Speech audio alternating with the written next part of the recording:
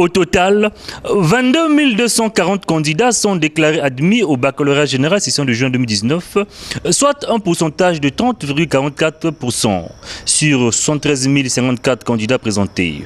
La délibération de cet examen d'État a eu lieu ce mardi 30 juillet au lycée de la Révolution à Brazzaville. Pour le président général du jury, Dieudonné Nsokini, ces résultats du bac session de juin 2019 ont connu une nette amélioration.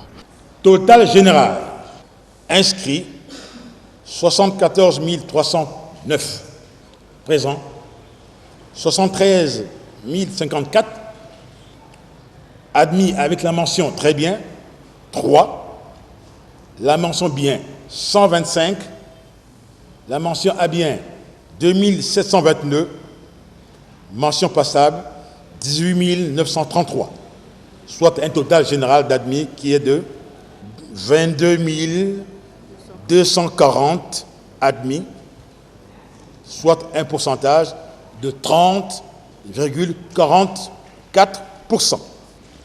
Et ce, avec une augmentation par rapport à la session dernière, qui est de 2,48%. Si le département de la Songa a occupé le premier rang avec un taux de réussite de 49,01%, le département de Brazzaville et de l'Alekomo occupent respectivement le 7e et le 12e rang. Premier département, avec le meilleur score, bien entendu, eh bien c'est la Sanga, avec 42,01% d'admis, bien entendu. Deuxième, la cuvette centrale, avec un taux de réussite de 37,97%. Neuvième, la Likwala, taux de réussite 27,49%. Dixième, Pointe-Noire, taux de réussite d'admission de 27,49%. Onzième, le Kouilou, avec 23,24%. Et enfin, la Lekomo, avec un taux d'admission qui est de 21,48%. Signalant que les centres de Cabinda et Luanda ont fait des meilleurs résultats avec un taux de réussite de plus de 90%. Les résultats du bac 2019 sont disponibles sur le site www.bac2019.net. Selon une source proche du dossier, 4 délinquants phoniques ont été condamnés à 18 mois d'emprisonnement ferme et devront payer 500 000 francs CFA d'amende. Le même montant pour dommages et intérêts chacun. Ce verdict du tribunal de grande instance d'Ifrondo dans le département de la Likwala est tombé le 25 juillet courant sur l'affaire dite de 6 trafiquants des produits phoniques. Il s'agit de Ongolé Merletibo, Mobula Genèse, Antunga Mani et Dzamal Adam. Les deux autres, à savoir Ngoko Matuboudan et Bolia, reconnus coupables d'abattage et importation des produits des espèces animales intégralement protégées, verseront 500 000 francs CFA d'amende et 100 000 francs CFA de dommages et intérêts à l'État congolais. Il s'agit d'un réseau de trafiquants des produits phoniques dans lequel on trouve les Centrafricains et les Congolais des deux Congos, affirme la même source. Certains des produits saisis ont pour la provenance la République démocratique du Congo. L'arrestation de ces condamnés est l'œuvre de la direction départementale de l'économie forestière de la Likwala et de la gendarmerie nationale, épaulée par le PALF, projet d'appui à l'application de la loi sur la faune sauvage. En République du Congo, rappelons-le, l'importation, l'exportation, la détention... Zakari Moubouri-Mouita, secrétaire exécutif de la CIRGEL, chez Denis Sassou Nguesso, le fait n'est pas nouveau, car les deux personnalités se retrouvent régulièrement pour échanger sur les sujets d'actualité en Afrique. Zakari Moubouri-Mouita est venu faire le point de la situation sécuritaire au sein de l'espace de la conférence internationale sur la région des Grands Lacs, CIRGEL en sigle, au président de la République, Denis Sassou Nguesso, président en exercice de cette organisation. Nous nous sommes félicités de la transition démocratique qui s'est faite en RDC, les accords qui ont été passés entre les rebelles et le gouvernement au Sud-Soudan, la même chose pour la RCA. Il y a aussi donc des discussions en cours entre le Conseil militaire et l'opposition à Khartoum depuis la prise de fonction du président Tshisekedi. Il est allé vers les différents pays de la région. Il a tendu la main au Rwanda. Ici est d'ailleurs rendu. Et pour la CIRGEL, ce genre d'avancée est à féliciter. La maladie à virus Ebola, qui a été déclarée par l'Organisation des Nations Unies L'urgence de santé internationale du 17 juillet 2019 est aussi l'un des sujets évoqués par le président de la République, Denis Sassou Nguesso, et son interlocuteur. We also discussed the Ebola pandemic. Nous avons aussi abordé la question d'épidémie d'Ebola qui prévaut actuellement à l'est de la RDC.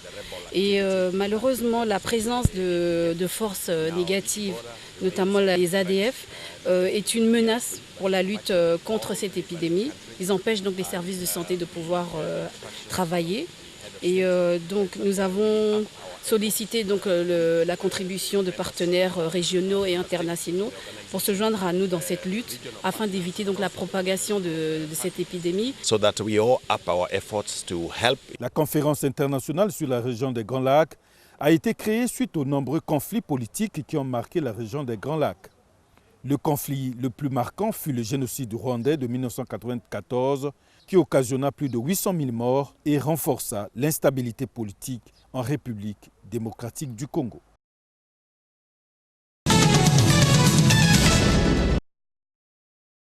Le ministre des Affaires étrangères de la Guinée équatoriale, Siméon Oyono Essono, a été porteur d'un message écrit du président Teodoro Obiang Nguema Zogo à son homologue congolais Denis Sassou Nguesso. Ce message a trait au renforcement des relations d'amitié et de coopération entre Malabo et Brazzaville dans divers domaines comme le commerce, les transports et la formation qualifiante. Dans les prochains jours, a annoncé Siméon Oyono Essono, les travaux de la commission mixte de coopération entre la Guinée équatoriale et le Congo vont se tenir pour asseoir davantage cette coopération. Cette visite va servir d'occasion pour faire des bilans de notre projet de coopération, d'en retenir ce que nous allons mettre en œuvre dans le délai. Donc, dans ce cas, on a parlé de renforcer la coopération dans le domaine d'intérêt commun pour les bénéfices mutuels. On va organiser bientôt la réunion de la coopération, mise de coopération entre nos deux pays. Rappelons que les relations d'amitié entre la Guinée équatoriale et le Congo sont étroites et cordiales. De même, entre les présidents Teodoro Obiang Nguema Zogo et Denis Sassou Nguesso, dont les aspirations à plus d'intégration économique en Afrique centrale sont remarquables.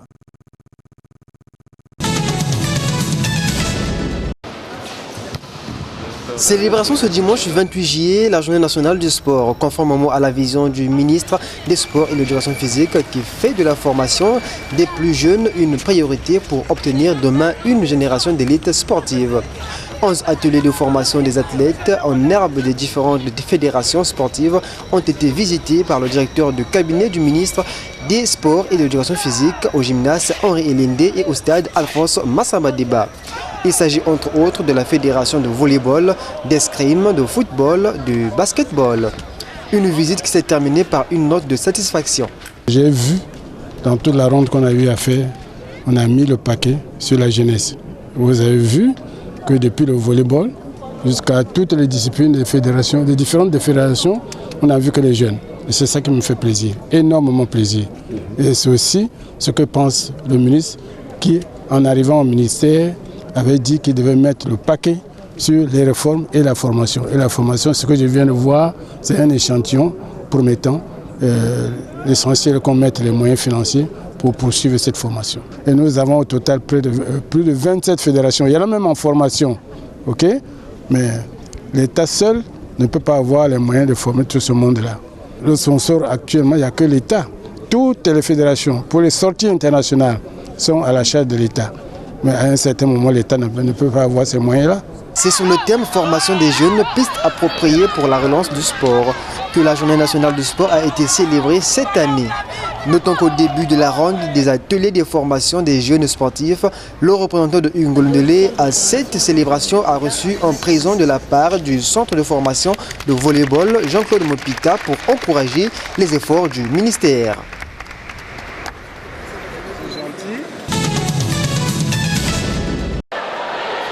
Objectif atteint pour les messieurs de l'Étoile du Congo qui soulèvent le trophée du champion de Brazzaville 2019 à l'issue de ces championnats départementaux qui ont baissé leur rideau ce dimanche 28 juillet au gymnase de Tienne Monga. Les Stoliens ont reconforté leur première place à l'issue de ce duel qui les a opposés aux Interclubiens. Un match sans trembler du côté vert et jaune malgré la forme à demi-teinte qu'ont présenté les jaunes et rouges d'Interclub, battus à la régulière 32-25. Étoile du Congo confirme donc son leadership dans cette version senior homme en terminant premier avec 24 points, suivi de Petrosport. Interclub et Avenir du Rail occupent respectivement la 3e et la 4e place dans ce classement clôturé par Diable Noir et AS Brazza. Du côté des seniors dames, c'est sans aucune surprise, Abosport garde la tête du classement après avoir surclassé tous ses adversaires, suivi de la DGSP et d'Acela, tandis que Kebongo ferme la marche.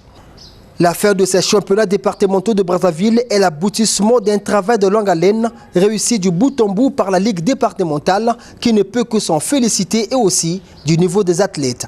J'avoue que le Seigneur nous a vraiment accompagnés parce que d'habitude il y a souvent des petits problèmes qui se glissent, qui arrêtent le championnat. Et là je crois que Dieu a été avec nous et voici nous sommes à la fin. Et c'est une joie. Il faut être vraiment franc. Au début, les équipes ont vraiment pêché. Mais je crois qu'au fur et à mesure que nous avancions, le niveau a atteint un niveau appréciable. Pour l'avenir, il faut faire mieux. Il faut améliorer une fois de plus. Le classement des buteurs est occupé par Gladys Mbouabani d'Interclub avec 97 réalisations en senior dames, suivi de Miss Sabeya d'Acela. Chez les hommes, Archange Koki d'Avéré occupe la première place avec 134 buts, secondé par Jires Yoka de Aaneto qui a marqué 88 buts. Après ces championnats départementaux de Brazzaville, l'organisation du national est attendue dans les prochaines semaines.